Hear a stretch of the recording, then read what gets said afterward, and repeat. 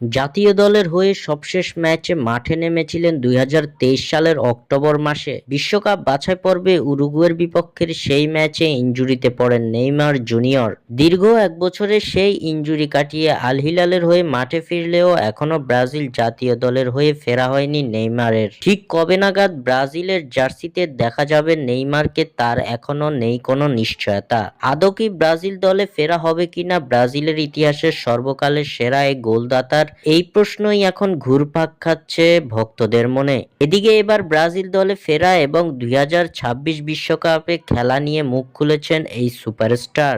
Neymar চান ২০২৬ বিশ্বকাপে খেলতে।